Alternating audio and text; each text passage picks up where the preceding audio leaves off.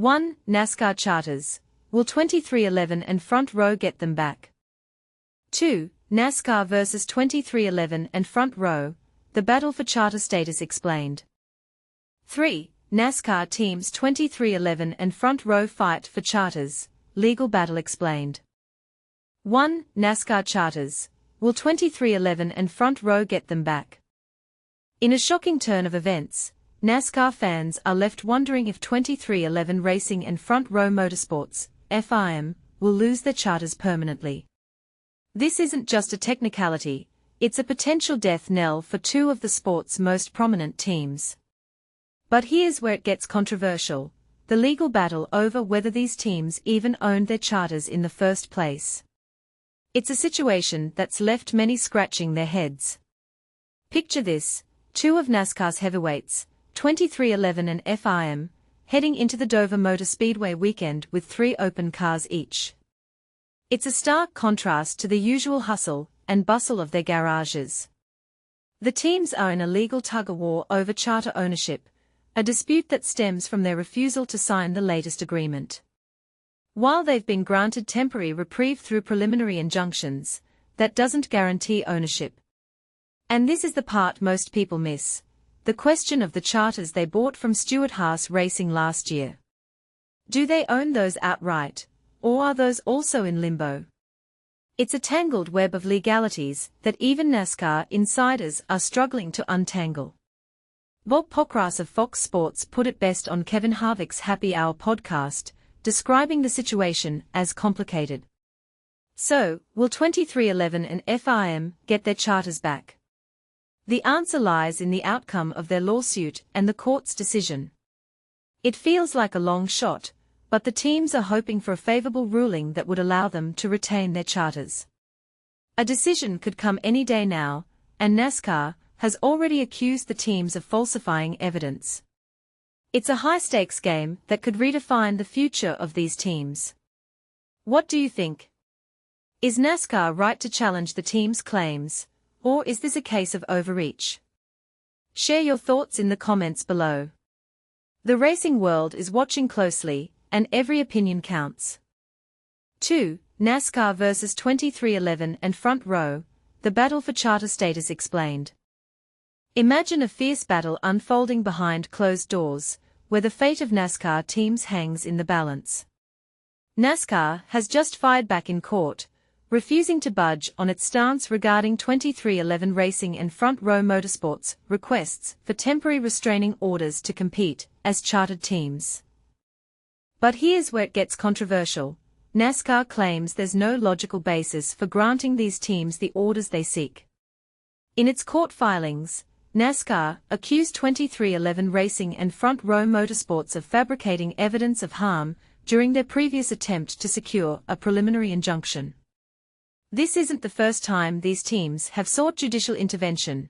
It's actually their third try this season to race as chartered teams without signing the required agreement. Back in the fall, 2311 Racing and Front Row Motorsports decided not to sign the charter agreement, leading them to file an antitrust lawsuit against NASCAR and its CEO, Jim France. Their legal battle is set to commence in December. On Monday, they once again petitioned the court for a temporary restraining order and a preliminary injunction to race as chartered teams, a status they previously enjoyed until it was revoked by the Fourth Circuit Court of Appeals. The teams argue that losing their charter status could spell disaster, potentially causing them to lose key sponsors and top drivers. This Sunday's race at Dover Motor Speedway marks the first time these teams will compete without their charters, pending the U.S. District Court's ruling. While no specific timeline has been set for the court's decision, it's expected before the race. 2311 Racing fields drivers Tyler Reddick, Bubba Wallace, and Riley Herbst, while Front Row Motorsports includes Todd Gilliland, Noah Gragson, and Zane Smith.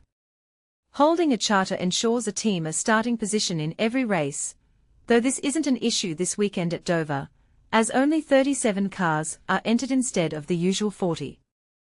NASCAR assures that the upcoming race at Indianapolis will have no more than 40 cars, meaning all 6 cars from 2311 Racing and Front Row Motorsports would be safe from missing that event should their charter request be denied. Chartered teams receive a guaranteed sum of money, which is notably higher than what non-chartered teams earn. The financial benefits include race purses, year-end points funds, historical performance bonuses, and fixed payments for each race. In their court filings, 23XI Racing and Front Row Motorsports argue that losing their charters would result in irreparable harm. They cite new information from the discovery process and suggest that NASCAR intends to sell or transfer their charters to other entities. NASCAR denies this, asserting that it will not sell any charters until the court rules on the team's motion. The teams also emphasize that it's not economically feasible to compete in the Cup Series without a charter. They warn that losing their charters could lead to the departure of key sponsors and star drivers, who might seek opportunities with other teams. NASCAR counters that the charters don't belong to 23XI Racing and Front Row Motorsports since they haven't signed the necessary agreements. The Fourth Circuit Court of Appeals has denied a request for rehearing, meaning the teams could be classified as open teams ahead of the July 20 Dover race. Throughout its detailed 32-page response, NASCAR repeatedly references the Fourth Circuit Court of Appeals' decision to revoke the preliminary injunction granted last December. NASCAR also raises doubts about the evidence submitted by the teams in their previous requests for a preliminary injunction, suggesting that some of the information was fabricated. This ongoing saga underscores the complex and often contentious relationship between NASCAR and its teams. As we approach the final 16 races of the Cup season, the future of 23XI Racing and Front Row Motorsports remains uncertain. Will the court rule in favor of the teams, or will NASCAR's stance prevail? The outcome could reshape the landscape of NASCAR's charter system and the future of these organizations.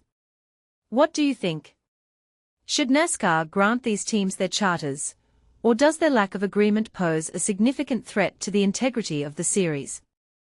3. NASCAR teams 23XI and Front Row fight for charters, legal battle explained. In a dramatic turn of events, two NASCAR teams, 23XI Racing and Front Row Motorsports, are taking legal action against NASCAR, claiming antitrust violations. On Monday, they filed for a temporary restraining order and a preliminary injunction, seeking to maintain their status as chartered organizations for the remainder of the 2025 racing season. The ongoing legal dispute centers around the charter system, which functions similarly to a franchise model found in other sports. 23XI Racing, co-owned by basketball legend Michael Jordan and three-time Daytona 500 champion Denny Hamlin, along with Front Row Motorsports, owned by businessman Bob Jenkins, previously rejected NASCAR's final proposal for charter extensions last September, opting instead to pursue legal action. As the case progresses through the courts, urgency has intensified. The teams are facing the imminent loss of their charters, which are set to be revoked on Wednesday. In their latest court filing, they assert that NASCAR has signaled its intention to start selling the 6 charters that provide guaranteed entry into every race, along with associated financial benefits. If the charters are indeed revoked, the drivers from these teams would be forced to qualify based on their speed for each race, which would significantly reduce their share of the prize money. Additionally, they may be required to return funds that were distributed during the first 20 races of the season. NASCAR has responded by accusing 23XI and Front Row of submitting what it calls a third motion for another unnecessary and inappropriate preliminary injunction. The organization has expressed frustration, stating that it has repeatedly asked the teams to propose a resolution to the ongoing litigation. We have yet to receive a proposal from 23XI or Front Row, as they have instead preferred to continue their damaging and distracting lawsuit, NASCAR stated. We will defend NASCAR's integrity against this unfounded lawsuit that threatens to create divisions among stakeholders dedicated to serving racing fans everywhere. Our focus remains on working collaboratively with the 13 race teams that have signed the 2025 charter agreements, all of whom share the common goal of providing the best racing experience each week, including this weekend's event in Dover. In a related matter, Rickware Racing and Legacy Motor Club are also embroiled in a charter dispute, with a court date scheduled in North Carolina. Legacy, which is co-owned by seven-time NASCAR champion Jimmy Johnson, claims there was an agreement with RWR to lease one of its two charters for the 2026 season.